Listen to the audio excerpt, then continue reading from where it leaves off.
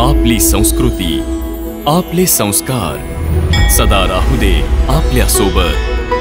भारताच्या महान ग्रंथांचे आणि काव्यांचे संपूर्ण संकलन सबस्क्राइब करा तिलक।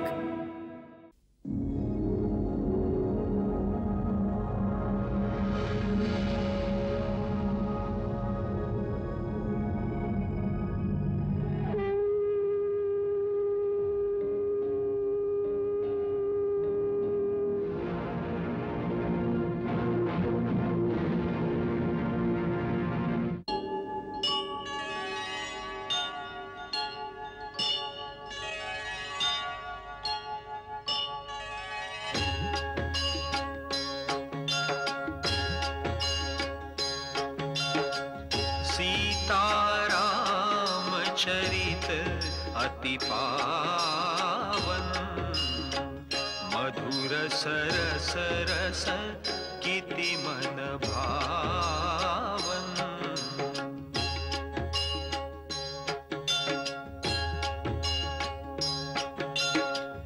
युग युग गीत तयांचे गावे, प्रभु गुण गात मना सुख वावे।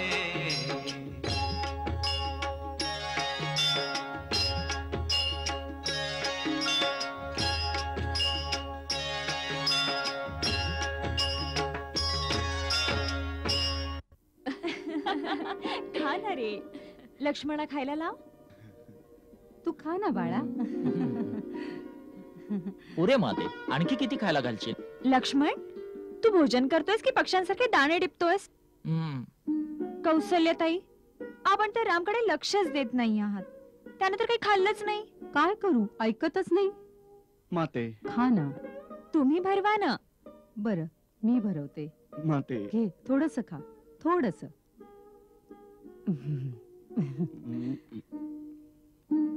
खीर खा ना थोडीशी, तुला खूप आवडते ना। नको माते, आणखी नको। अरे, गुरुकुलात मी पाठवलं होतं तेव्हा किती बलदंड होता हा। हो माते, बघा ना आपले रामदादा किती सुकून गेलेत। हे सगळं आपलं काय चाललंय? ही ठुमक ठुमक करीत चालणारी छोटी बाळं नाहीयेत आता। हो हो, आम्हाला माहितीये, दृष्ट नका लावू आमच्या बाळांना। ऐका महाराज, आम्हा मायलेकरांच्या मध्ये बोलायची आपल्याला काही आवश्यकता नाही। आपण शांतपणे आपलं भोजन करावं।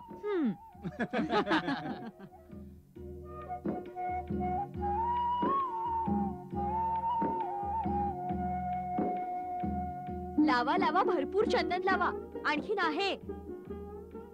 अगं, उठण्यात थोडं चंदन अधिक घाला हा।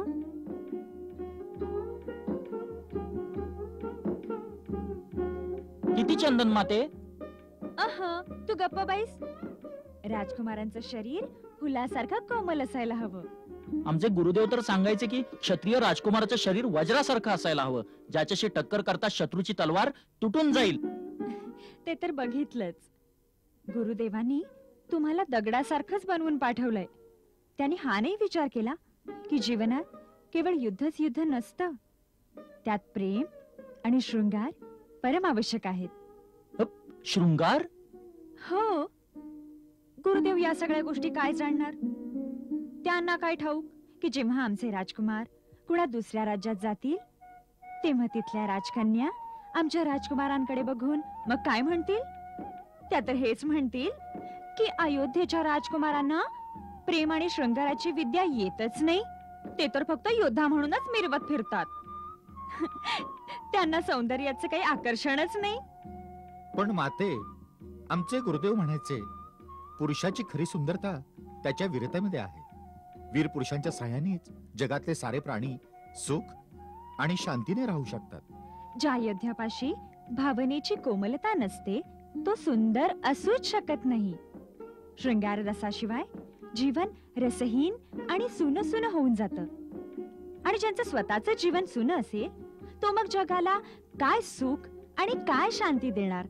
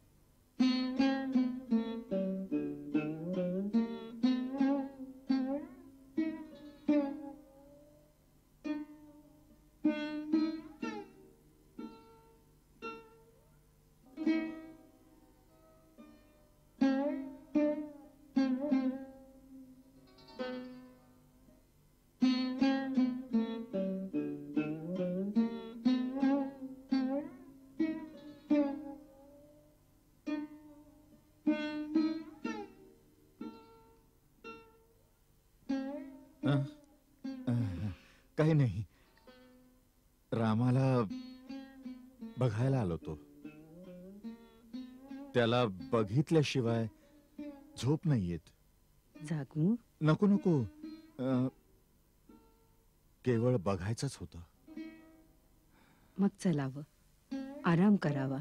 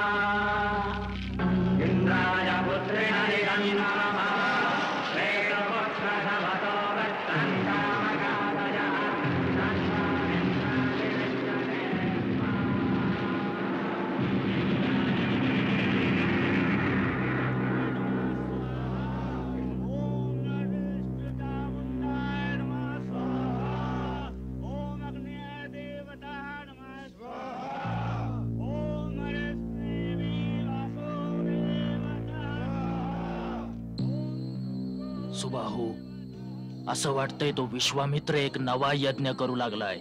असंच दिसतंय मारीच. मला वाटतं की तो यज्ञ पुरा होऊन त्या लोकांना नवी शक्ती प्राप्त होण्याआधी ना हा यज्ञ अगदी निकालात काढला पाहिजे. हीच आपल्या महाराज रावणांची आज्ञा आहे. ते म्हणतात की हे ऋषीमुनीच आर्य लोकांची सर्वात मोठी शक्ती आहे. या लोकांच्या यज्ञात मोठे मोठे वैज्ञानिक प्रयोग असतात, ज्यातून आर्य लोकांना नवी नवी शक्ती प्राप्त करता येते आणि त्याच आध्यात्मिक शक्तींच्या आधाराने ते आपल्या मायावी शक्तीची टक्कर घेतात. त्यांच्या आध्यात्मिक ताकदीसमोर आपली जादूगिरी मार खाते. ठीक आहे, प्रथम या गोसावड्यांचा यज्ञ उद्ध्वस्त करूया, पण फार जवळ नको जायला. त्यांच्यात मोठी योग शक्ती आहे, नष्ट करतील.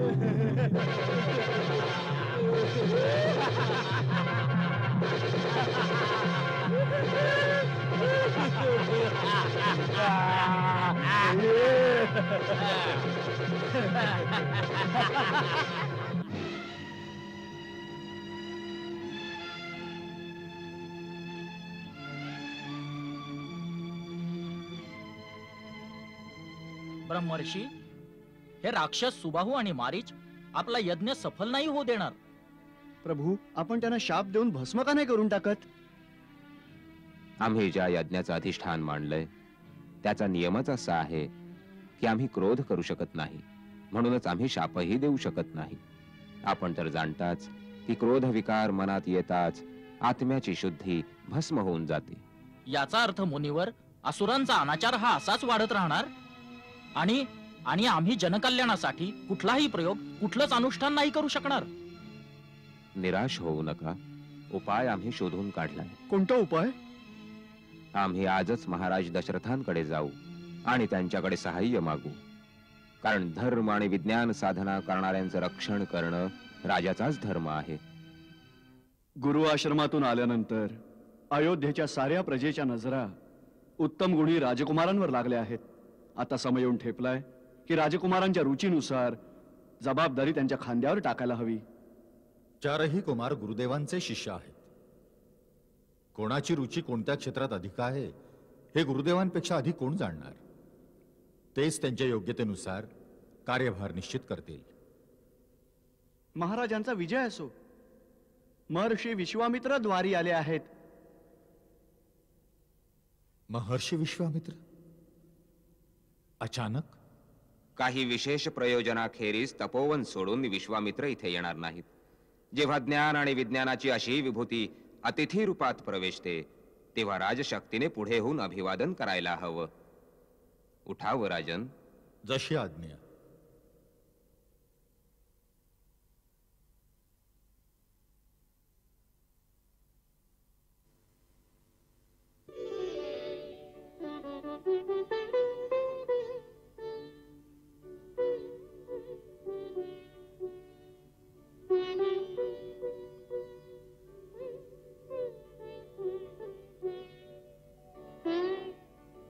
आपलं स्वागत आहे तपोनिधी. सुस्वागतम सुस्वागतम मुनी श्रेष्ठ. आपल्या चरणस्पर्शाने अयोध्या नगरी धन्य झाली आहे. यावं मुनिवर्य. हे घर पावन करावं. यावं. यावं.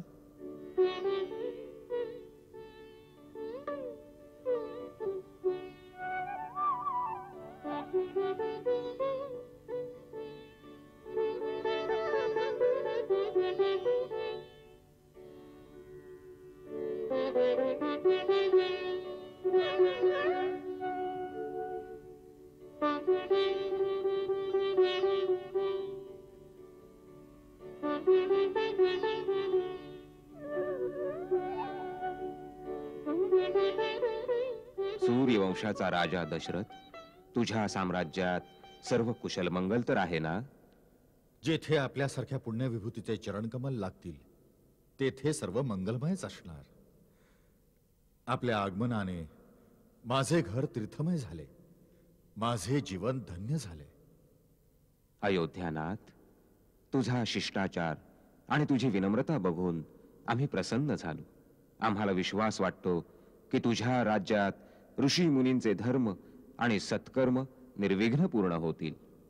धर्म आणि सत्कर्म यांच्या सेवेत सर्वस्व समर्पण करण्यात रघुकुलातील प्रत्येक जण वचनबद्ध आहे. आज्ञा करावी मुनींद्र. कोणत्या विपत्तीमुळे आपले येथे येणे घडले? आपली जी आज्ञा असेल ती दशरथ आपला प्राण देऊनही पूर्ण करेल. धन्य आहेस रघुकुल शिरोमणी.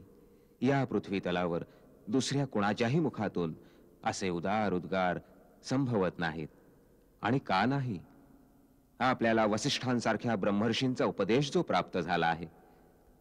राजन, आमच्या हृदयी जी गोष्ट आहे, आम्ही ज्या कार्याकरता आलो आहोत ते कार्य पूर्ण कर बस. आपण आज्ञा करायचाच फक्त अवकाश आहे. राजन, तपोवनात असुरांचे उत्पाद दिन प्रतिदिन वाढतच जात आहेत. आमचे यज्ञ, आमची आध्यात्मिक साधना, ज्ञान विज्ञानाचे प्रयोग पूर्ण होऊ शकत नाहीत. आर्यभूमीवर असे दुष्कर्म दुस्साहस करणारे हे लोक कोण आहेत? लंकेचा राजा रावण याचे गुप्तचर, सुबाहू, तारकाचा पुत्र मारीच आपल्या मायावी शक्तीने आमचे कोणतेही कार्य, आमचं कोणतेही पवित्र अनुष्ठान पूर्ण होऊ देत नाहीत. आणि आपल्या मायावी शक्तीने जनकल्याणाच्या कार्यातही विघ्न आणीत आहेत. ऋषिराज, तपस्वी ऋषिमुनींचं रक्षण करणं आमचा धर्म आहे. अवधेची सारी सेना आपल्या सेवेत तैनात केली जाईल. नाही अयोध्यापती. सेनेच्या सहाय्याने सुरक्षिततेचा उपाय केला तर असुर शक्ती सुद्धा आर्यावर्ताच्या सीमेवर सेनेचे संघटन करतील. आणि त्याकरता आता योग्य समय नाहीये. तर मग आम्ही कोणत्या प्रकारे आपण सहाय्य करू शकतो? आम्ही तुझ्याजवळ तुझा राम मागायला आलोय. आम्हाला केवळ राम दे. आमच्या रक्षणाचा उपाय तोच आहे. राम? नाही नाही, तो छोटासा बालक आपल्या कार्यास कसं सिद्ध करू शकेल? आपण मला आज्ञा करावी. आपल्या पराक्रमी सेनेसोबत मी स्वतः सर्वांपुढे राहून आपल्या जागेचं रक्षण करीन. जोपर्यंत शरीरात प्राण आहेत तोपर्यंत आपल्या अनुष्ठानावर आच येऊ देणार नाही. राम तर अजून बालक आहे. त्याला युद्धाच्या डावपेचांचा अनुभव नाही. शत्रूचं बलाबल, असुरांचं छळ कपट त्याला नाही कळणार. मी माझ्या रामाला आपल्या समवेत कसा पाठवू? हे नाही होऊ शकत. बस राजन, धर्म आणि आदर्शांच्या मोठ्या मोठ्या गोष्टी करणं वेगळी गोष्ट आहे आणि त्यांना निभावणं वेगळी गोष्ट आहे. तुझ्या पूर्वजांनी आपलं वचन निभावण्याकरता काय केलं नाही. महाराज शिवी यांनी एका कबुतराकरता आपल्या शरीराचे तुकडे तुकडे करून टाकले. महाराज हरिश्चंद्रांनी आपल्या वचनपूर्ती करता आपला पुत्र आणि आपली पत्नी यांना विकून टाकलं. आणि एक तू आहेस, आपल्या पूर्वजांच्या कीर्तीला कलंक लावित आहेस. आमची इच्छा पूर्ण करण्याची प्रतिज्ञा केली होतीस, ती मोडत आहेस. ठीक आहे राजन, आम्ही ज्याप्रमाणे आलो होतो त्याप्रमाणे निघून जाऊ. क्रोध नका करू मुनिवर. तुम्ही मला पूज्य देवा समान आहात. माझ्यावर अनुग्रह करा. रावणाचा वेग तर देव, दानव, गंधर्व, किन्नर आणि नाग ही सहन नाही करू शकत. माझा छोटासा, माझा छकुला राम त्या रावणाशी एकटा कशी टक्कर देऊ शकेल? माझ्या पुत्रावर दया करा, माझ्या पुत्रावर दया करा. महर्षी वसिष्ठ, महाराज दशरथांची नजर अजून रामाच्या दिव्य तेजाला ओळखू शकली नाही. परंतु आपण तर जाणताच, आपणच यांना समजवा. ब्रह्मर्षी विश्वामित्र योग्यच सांगताहेत राजन. राम युद्ध विद्येचं वेगळं दर्शन घडवणार आहे. तो स्वयं मंगल भवन अमंगलहारी आहे. समय आणि काळ उलटून जाईल, युग बदलतील. वसिष्ठ आणि विश्वामित्र पुस्तकाच्या पानावर लिखित अवस्थेत राहतील, पण रामाचं नाव धर्म आणि संस्कृती यांची ओळख बनून अमर अविनाशी असेल. परंतु गुरुदेव आपण नाही राजन, तू जाणत नाहीस. विश्वामित्र तर तुझ्या पुत्राच्या कल्याणाकरताच त्याला घ्यायला आले आहेत. नाहीतर महर्षी विश्वामित्र स्वतः सुबाहू, मारीच यासारख्या असुरांचा नाश करायला समर्थ आहेत. परंतु ते सारा गौरव रामाला देऊ इच्छित आहेत. राजन, शंका धरू नकोस. रामाला त्यांच्या चरणी समर्पित कर. त्यातच साऱ्यांचं कल्याण आहे. शक्य आहे, यातच सगळ्यांचं कल्याण असेल. आपण गुरुजनांची आज्ञा शिरसावंद्य मानतो. सुमंत, महाराज, रामाला पाठवण्याची तयारी करा. जशी आज्ञा.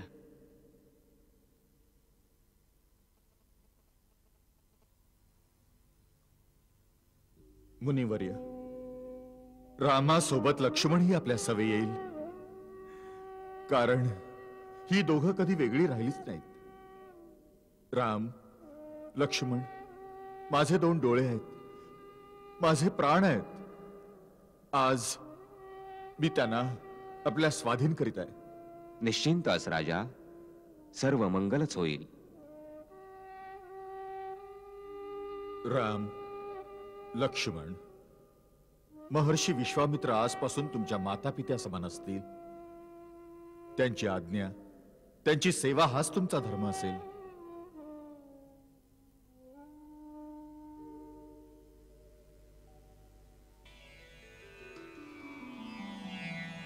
पुरुष सिंह ते वीर, जाती अरण्या मुनि भय हरण्या. कृपा सिंधुपती है, अखिल विश्व शांती करण्या.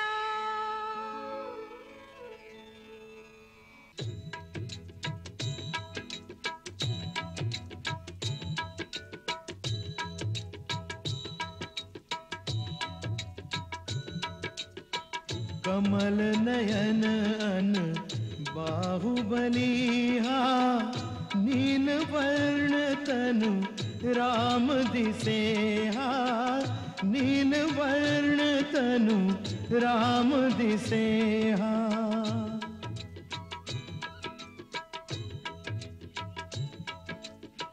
सोबत ये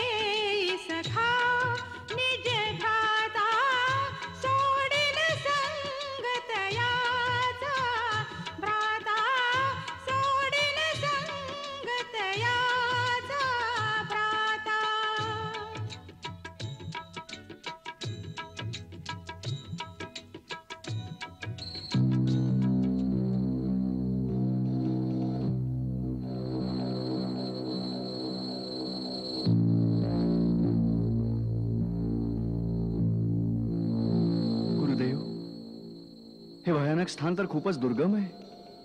आणि हे विचित्र पावलांचे ठसे कुणाचे आहेत? हे पदचिन्ह राक्षसीण ताडकाचे आहे. ताडका?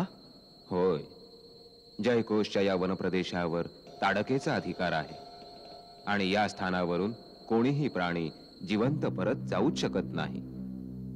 कधी काळी हे स्थान एक समृद्धशाली जनपद होता. कलथ आणि करुष नावाची 2 सुंदर नगरं येथे वसली होती. अगस्ती मुनींच्या शापाने राक्षसीण झालेली ताडका आणि तिचा पुत्र मारीच यांच्या विनाशलीलांनी ही नगरे उजाड झाली. त्या पापिणीमध्ये 1000 हत्तींचं बळ आहे. सावधान राम, हेच ताडकारण्य आहे. ते इथेच कुठेतरी लपले असेल. ती मोठी मायावीही आहे, कोणतेही रूप धारण करू शकते. म्हणूनच सावधान. मंगल भाव मनात जपोनी दशरथ राज आनंदे